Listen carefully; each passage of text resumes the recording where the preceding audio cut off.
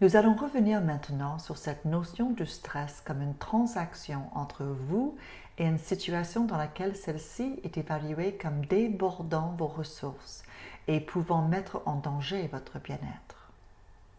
Regardons à présent cette image, l'engrenage de la fatigue. En haut à gauche est écrit « trop de travail ». Notez que j'aurais pu mettre à la place « trop de fatigue »,« trop de douleur » ou autre chose. Ces mots sont interchangeables. Cette image de l'engrenage de la fatigue ne s'applique pas bien sûr à tout le monde, mais peut-être certains vont se reconnaître. Cette image montre comment vous pouvez vous mettre en difficulté. Au moment où vous êtes débordé, vous allez réduire vos activités. Mais quelles activités laissez-vous d'abord tomber? Souvent celles qui vous détendent et vous nourrissent le plus. Cela vous fait peut-être gagner un peu de temps, mais bientôt la fatigue vous rattrape. Ainsi s'installe un engrenage qui mène à l'épuisement. En abandonnant les activités en premier qui nous procurent du bien-être et de la détente, on pense que nous sommes en train de mieux répondre aux pressions du moment. Mais en fait, on se fatigue de plus en plus. Et ce yo-yo entre de plus en plus de pression d'un côté et de moins en moins d'énergie de l'autre font qu'on abandonne les seules activités qui nous font du bien. Que ce soit d'aller au cinéma avec un ami, ou nager en piscine, ou simplement faire une promenade, ou passer du temps avec nos enfants. Ce sont les activités qui pourraient nous nourrir, mais on les abandonne tout en ayant de moins en moins envie, jusqu'à l'épuisement. Prendre soin de soi est essentiel. C'est pourquoi je vous ai dit avant même de commencer ce programme que la seule règle était de prendre soin de vous. Nous le devons à nous-mêmes et aussi à ceux qui ont besoin de nous.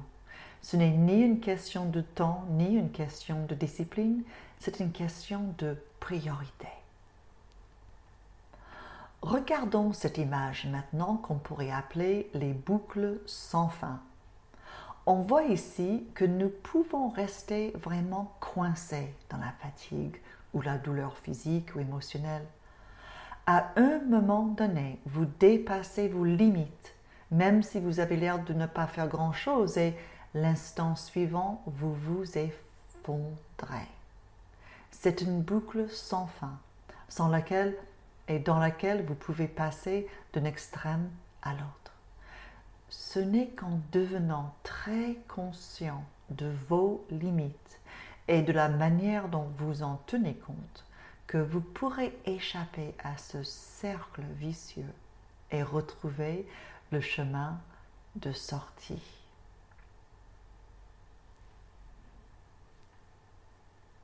Cette image représente notre aperçu du changement. Nous voulons tous le changement, mais nous craignons tous le changement. On peut même parfois se demander, puis-je encore changer? N'est-il pas trop tard pour changer? Qu'est-ce qu'on voit ici? Ce schéma nous montre comment nous vivons le changement, souvent sans se rendre compte. Souvent, nous fixons les buts, les cibles, les résultats à atteindre. Et puis, nous sommes déçus lorsque nos attentes ne sont pas satisfaites. L'erreur ici consiste à se fixer les buts. Ici, la question cruciale n'est pas de se demander si on peut changer ou si on change, mais comment vous changez, car changer est inévitable. S'il y a une chose sur laquelle nous pouvons compter, et en fait la seule chose dans ce monde sur laquelle on peut compter, c'est bien le changement. La pleine conscience nous demande de ne pas avoir les attentes, de ne pas fixer des buts. Une façon plus sage de changer est de clarifier non pas le but, mais la direction dans laquelle nous voulons aller. J'appelle ceci avoir une intention.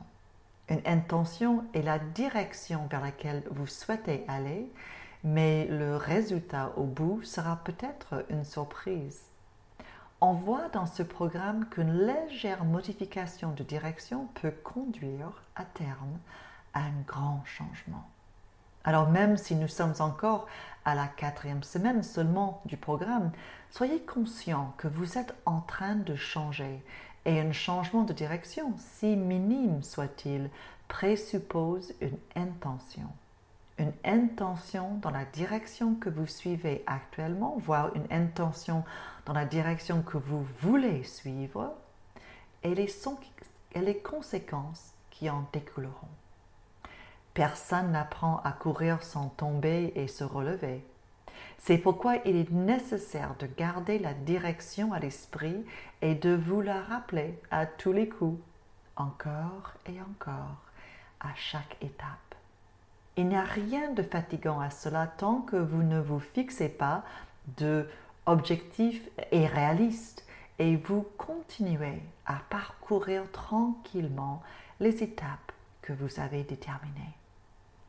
À première vue, introduire la pleine conscience dans votre vie n'est pas un changement important. Que se passerait-il si vous accordiez peu à peu plus de bienveillance et d'attention ouverte à ce qui se passe en vous et autour de vous? J'aime bien cette expression que je trouve drôle et profonde à la fois. Maintenant que je connais les réponses aux questions de ma vie, voilà que les questions changent. Dans la prochaine section, nous allons regarder comment on peut travailler avec la douleur physique et émotionnelle. À tout de suite.